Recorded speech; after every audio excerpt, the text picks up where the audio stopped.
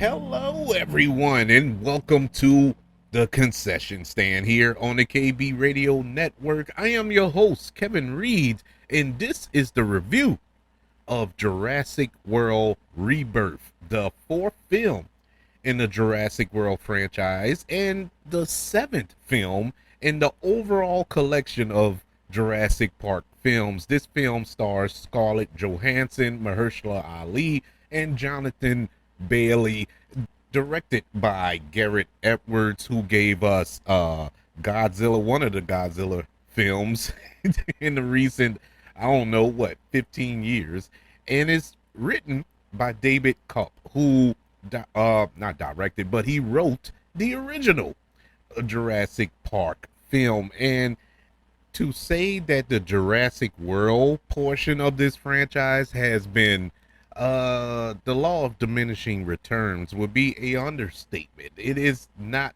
lived up to the Jurassic Park lore. But to be fair and honest, none of the films lived up to the Jurassic Park lore. After the first film, everything else is whatever. You know, the first film was so magical, so I don't know, exciting, adventurous, and everything that you expect from a Steven Spielberg film in that time of his career, at that particular peak Steven Spielberg lore. And everything after that was whatever. You know, to put it plainly, it was whatever. And so we get Jurassic World Rebirth, and to be honest with you, I questioned when they announced this film. Do we really want a Jurassic World film? Do we want a Jurassic anything after Jurassic World Dominion? The final, well, not the final, but the last film in the franchise. I thought that was it. You know, it was over. It was done because it got so silly and convoluted with these plots and these genetically engineered dinosaurs and everything. It lost its lure, at least for me. And so I was done with the franchise. And they announced this film, but it was supposed to kind of reboot in a sense and restart the franchise in a different direction. And so, okay, color me interested. You know, I'm still a sucker for a good Jurassic Park / Jurassic World film. So let's check it out. This film, for the most part, I enjoyed. I actually had a good time with the movie. Is it more style than substance? Yes. The story, the plot is completely ridiculous. You know, we got to go to this island where the dinosaurs are and retrieve DNA from the three most dangerous dinosaurs that's on Earth. And it's stupid. It was a stupid one from land, one from sea, one from air. I'm like, what is this? Avatar: The Last Airbender? I don't know what are we doing here? And it was just a silly plot. You know, the characters aren't well developed. The motivation isn't there. Getting behind a character, the hero, I guess that's supposed to be the Scarlett Johansson character, really couldn't get behind her because it was no story. She was just there. If anybody had a story, it was Mahershala Ali character. He had an actual backstory, even though they didn't dive deep into it. This movie moves quick. It's a quick movie to say that it's over 2 hours long. The movie is fast paced, and I did appreciate it for that. You know, that's not a knock. It was just no time to develop story or characters. It is an odd thing for a 2 hour plus movie. Now, you go to these films, if you're one of the many, you just go to the films for the dinosaurs. You get plenty of that. There's a lot of dinosaurs here. There's no particular dinosaur that outshines the other. You know, we're on to the next one as soon as we encounter another, you know, and we never revisit the one that we encountered before. It's odd. It's very odd the way that was set up. It was just, I don't know, man. It's not a complete mess of a movie. It's not a terrible movie I heard it described as, but it's not super good either. It's just falls dead smack in the middle. And when you have a summer blockbuster film like this, it can't fall in the middle. You need it to exceed in some form or fashion. I went into this not expecting a super complex plot. You know, going by the trailers and piecing the story together through that, I I was not intrigued by it anyway. So I did not go into this looking for story. I guess that's why I walked away all right with it, because I knew I wasn't going to get a story. I was mainly there for the adventure aspect of it. And that was kind of weak. The one element that I did like was the family. There was a family, a rogue family, I guess you can say, that got swept up in our A plot in this film. I actually enjoyed them, you know, following them. And even with those characters, there was no development, you know, it was sloppily done. And that's weird coming from David Koepp, who has written some really good films, you know. He has a really good resume. It feels like he had some plot points that he wanted to hit and just loaded that into Chat GPT and let that write the rest of the movie, because this movie moved really quick in development. It was like, okay, let's write the script. They wrote the script in like a month, and then they hired the director right after that. And this is all within the last year.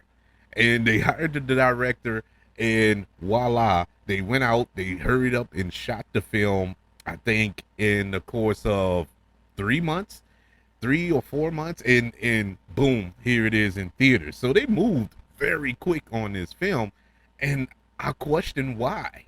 Why didn't you just take your time and give us a good film? And if it was rushed, and it felt rushed when you watched the movie. If this movie would have been solely centered around the family that got stranded on this island with these dinosaurs, it would have been a very exciting movie. But you incorporated this pharmaceutical company wanting the DNA of these dinosaurs, hiring these mercenaries, and these mercenaries have emotional baggage that we don't address, and all this other foolishness. Then we get this villain out of nowhere that really wasn't out of nowhere, that you knew as soon as he popped up on the screen that he was the villain. So no shocks, no surprises there. But those are really my gripes. But I do have some positives about this film. I did like the dinosaurs. You know, that's what I'm there for. I like the visual effects of the dinosaurs, even though it was very visual effects heavy, unlike the original Jurassic Park, where it was a mixture of the two, Jurassic visual effects and practical effects. It wasn't too many practical effects that I could tell watching the film, you know, with the real dinosaurs there. I'm pretty sure they had something there to stand in when you had close-ups and stuff, but it wasn't a lot. It was very CG heavy. And I get it, because you're dealing with dinosaurs. It isn't like you can go pluck one out of the San Diego Zoo and use it as a stand. But, you know, make some real models here. But they really couldn't, because a few of them were created, you know, genetically engineered, and especially the big bad at the end. But whatever. But I did like the visual effects, you know. It didn't look too bad. Now, there was some green screen that you could obviously tell in a few scenes that I'm like, my God, this is a 300 or not 300, but I think it's like a $200 million budgeted movie. And to have green screen look like that in some of those scenes is kind of embarrassing. Really embarrassing. But this is supposed to be the positive section of the review. But anyways, those little things kind of bugged me. The action sequences were exciting. There were some exciting action sequences throughout the film. And surprisingly, there were some cool horror elements in the film, especially dealing with the family, because the family, they weren't mercenaries. They weren't trained soldiers or nothing like that. They're just normal human beings like me and you, who just got wrapped up in this catastrophic event, and they have to find a way to survive. And I like the horror elements especially in Act 3 involving the family. That was really, really cool. As far as a standout actor here, I got to go with Mahershala Ali. I loved his performance in the film. I mean, this is a two-time Academy Award winner, so it's kind of it'll be kind of weird if he didn't shine, but he did shine. Scarlett Johansson was Scarlett Johansson. To be honest with you, she felt like Black Widow. She felt like Natasha in this movie. The same performance I felt. The vibe that I got from her. I'm not saying it's a bad thing, but that's what it was. It was nothing different from her MCU appearances. Jonathan Bailey, who we last seen in Wicked, I thought he did decent, but his character was probably the worst written character I've seen in a Jurassic Park / World film. He just I don't know. It's not Jonathan Bailey. I want to make it clear. It's not him. He did the best he could with what he was given. I saw where there were scenes where I was enjoying his performance, and then the script would change and have him say or do something that was completely ridiculous. And I'm like, really? Him? It's like they couldn't decide if he was going to be John McClane or Rick Moranis from Honey, I Shrunk the Kids. I didn't know which way they were going to go with his character, so they just said, okay, we'll just make them both. It made no sense. But the standout was Mahershala Ali's character. I liked his character because he was the only character I felt that had a story, that had kind of an arc to his character. The direction, I don't know if I can rag on the direction of this film. Gareth Edwards, he's an interesting director. I'm not the biggest Gareth Edwards fan.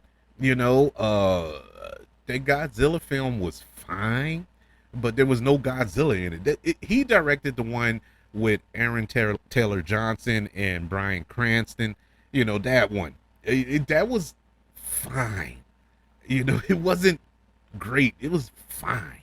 He also did Rogue One. I guess a portion of it, because depending on what report you read, he was kind of kicked off of that film, and Tony Gilroy took over that film, and that was his vision that we saw. But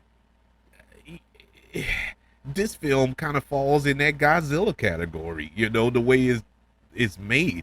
The only difference is you do get to see a lot of the dinosaurs, as opposed to Godzilla, where we didn't see any of the of Godzilla in that movie, and the movie was named Godzilla. But neither here nor there. I think he was a mercenary here. I think he was just a hired gun on this film, because they were moving so quickly in production. They had other directors attached to it, and they couldn't get them, and they settled. No disrespect, but they settled on him to go out and shoot it, because I guess he had a reputation of filming fast, and that's basically how he got the job. And he did the best he could. It just didn't work for me. It didn't work for me overall, as far as wanting to be wowed by this film. Overall, just to piggyback off of that, yeah, I wasn't wowed by it. I wasn't enamored by this film. Like, oh my God, Jurassic World is back. Nah, none of that. If they make another one, fine. If they decide not to make any more, fine. And that's where I'm at with it. So Jurassic World Rebirth gets a letter grade of a C minus. Yeah, it's slightly below average. It's one of those movies you'll forget. I struggled. If I didn't keep notes, if I didn't write notes, I would have forgotten about this film, because I forgot a lot about the movie. And when I went over the notes, I was like, oh yeah, that did happen. It's a forgettable movie. Nothing lasting about this film that you would keep with you. I still remember parts of Jurassic Park. I remember parts of The Lost World Jurassic Park. I even remember parts of Jurassic Park 3, even though that wasn't the greatest. There are elements of it that I enjoyed, to the point where it's seared in my brain. Nothing about this movie is seared in my brain. But if you want to turn your brain off for 2 hours, I would recommend going to see it. It's fine. I don't think you're going to leave the theater mad. It's just when you get back home, by the time you get back home, you would have forgotten that you even watched it. I would love to know your thoughts though. Did you enjoy Jurassic World Rebirth, and do you want to see more? Email the show, kbradiopodcast@gmail.com. You can also search for the show on all social media platforms. Just search for the KB Radio Network. Also, don't forget about subscribing to the KB Radio Network channel on YouTube. And like this video as well. Don't forget about the 5 stars, the reviews, and sharing this show if you're listening on Apple Podcasts, Spotify, iHeartRadio, wherever you are currently listening to the concession stand here on the KB Radio Network. Everybody, thank you for joining me for this review of Jurassic World Rebirth. Want you all to know that I love you, continue to love everyone, and until we speak again, you all be blessed.